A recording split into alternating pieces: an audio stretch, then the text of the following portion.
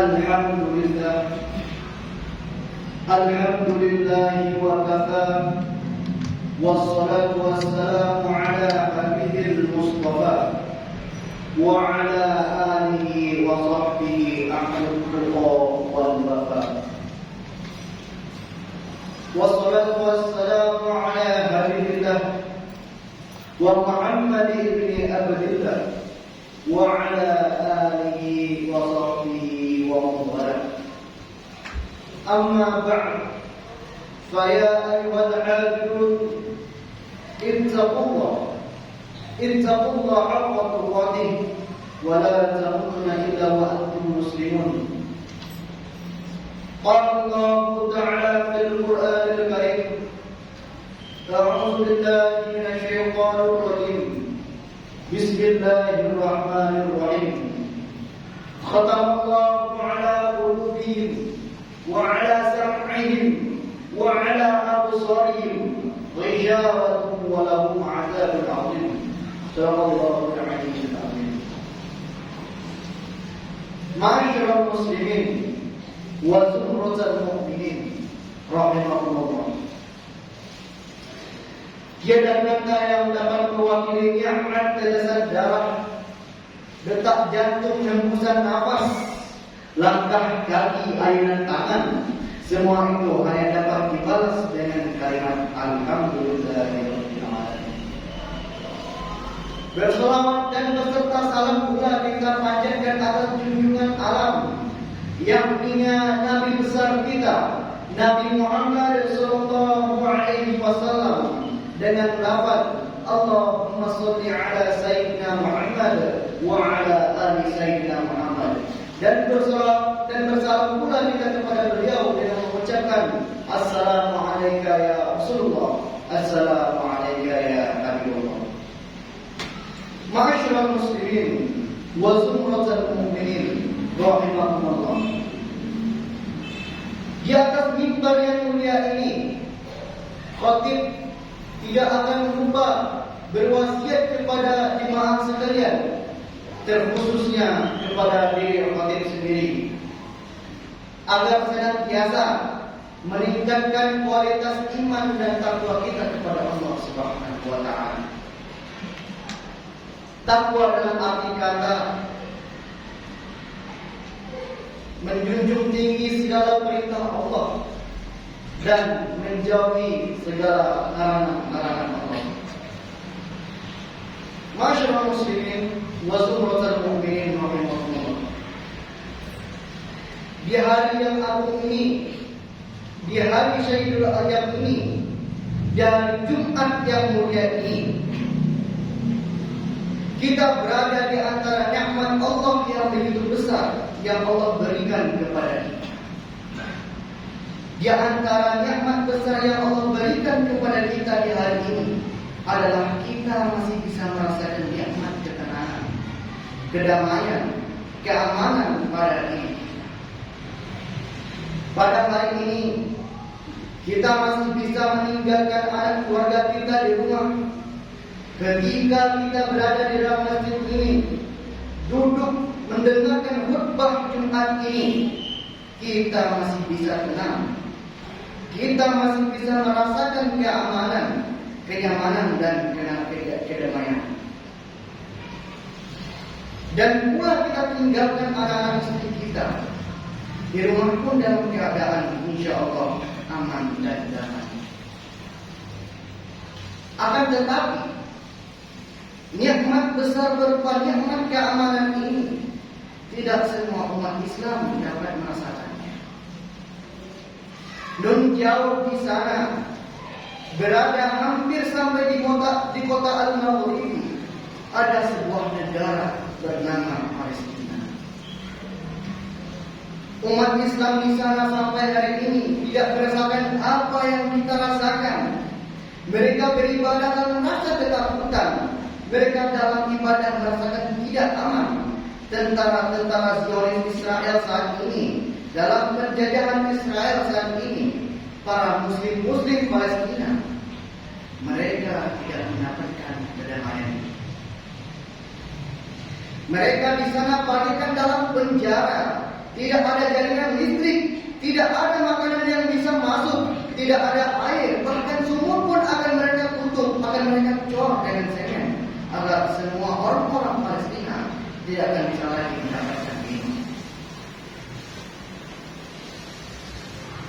Lalu bagaimana kita melihat ini? Kalau di hari ini orang-orang berkata bahwa penjara terbesar dunia adalah Alcatraz, kalau ada orang berkata bahwa penjara terbesar di dunia ini adalah di Guantanamo, Amerika, jawabannya adalah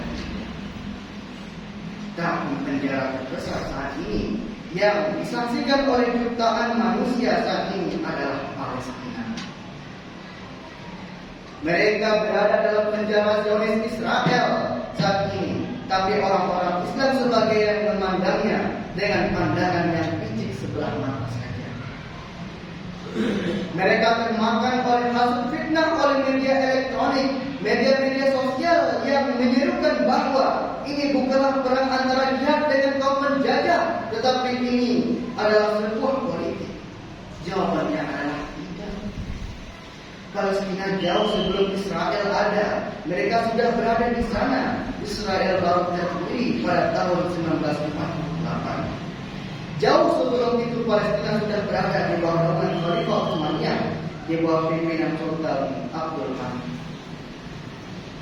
Masyaallah muslimin wa zumratul mu'minin rahimahumullah. Hari ini apa yang dapat kita berikan kepada mereka?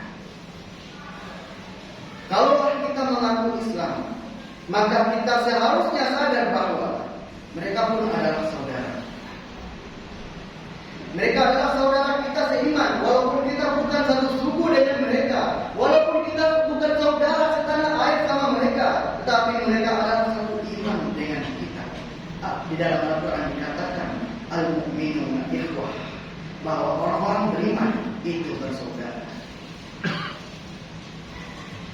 Dan kita pun tidak akan dikatakan orang yang beriman walaupun di hari ini kita sholat Jumat merasakan khusyuk, walaupun kita di hari ini di bulan ini melaksanakan sholat dengan penuh khusyuk, dengan perasaan jiwa di dalamnya, walaupun kita bersedekah, walaupun kita berpuasa, walaupun kita bolak-balik ke haji, ke Mekah melaksanakan haji dan umrah, kita belumlah dikatakan orang yang beriman.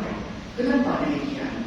La yu'minu ahadukum, kalian bukanlah orang yang beriman. Kapan kita dikatakan orang yang beriman? Hatta yuhibbu li akhihi ma yuhibbu li nafsihi.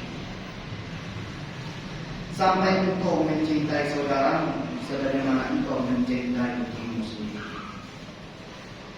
Masyaallah muslimin wa zumratul mu'minin rahimahumullah. Cinta kita kepada rakyat Palestina, punya harta, berikan sokongan harta kita sebagai hadiah untuk mereka. Di hari ini mereka butuh uluran tangan, tidak ada harta yang sanggup kita berikan, maka setidaknya doa yang akan kita kirimkan. Lalu apalagi yang bisa kita lakukan? Berikutnya yaitu boikot produk-produk dari Israel. Cari di media sosial, ketik di sana. Banyak produk-produk Israel yang bisa kita boikot, yang tidak akan kita gunakan. Tapi ada saja orang-orang yang nyinyir dan berkata, bukankah kalau kita memboikot produk Israel tidak akan berdampak apa-apa bagi Israel? Katakan kepada orang yang berkata demikian, setidaknya Allah tahu di mana posisi kita berada. Kita berada di pihak yang mana? Bukankah ketika Nabi Ibrahim hendak dibakar oleh Raja Namrud, lalu seekor burung pipit mengangkut air dengan paruh kecilnya, meneteskan air untuk api itu padam? Apakah api itu bisa padam? Tentunya tidak. Tetapi dihina oleh seekor cicak, lalu apa kata pikir? Setidaknya Allah tahu aku itu berada di posisi yang mana. Maka di hari ini pula kita tunjukkan kita berada di pihak yang mana. Kita membela Palestina atau kita biarkan saja sambil menonton berita tentang mereka diserbu habis-habisan di setiap harinya, berjatuhan, berkorban, meninggal dunia. Karena sesungguhnya suatu saat nanti kita semua akan ditanya apa yang sudah kita lakukan kepada rakyat Palestina. Sudahlah kita berjihad. Ma'asyiral muslimin wa zumratal mu'minin rahimakumullah. Berjihad tidak hanya langsung ke sana. Berjihad tidak hanya langsung ke Palestina, tetapi berjihad juga bisa di media sosial. Berjihad dengan membagikan postingan-postingan bagaimana kita bisa memboikot produk Israel, bagaimana kita bisa mendoakan mereka di sana di Palestina. Semoga dengan khutbah hari ini mengingatkan kita bahwa jangan sampai terlalai bahwa ada saudara-saudara kita yang jauh di sana masih berada di dalam penjajahan Zionis Israel. Bukankah kita tahu negara kita sendiri pun tidak menginginkan ada penjajahan di atas dunia sebagaimana yang dicantumkan di Undang-Undang Dasar Negara Republik Indonesia, bahwasanya penjajahan di atas dunia ini harus dihapuskan karena tidak sesuai dengan pri kemanusiaan dan pri keadilan. Barakallahu lakum fil Qur'anil azim wa rafa'ani wa iyyakum min al-ayati wa zikril hakim wa taqabbal minni wa minkum tilawatahu innahu huwal ghafurur rahim.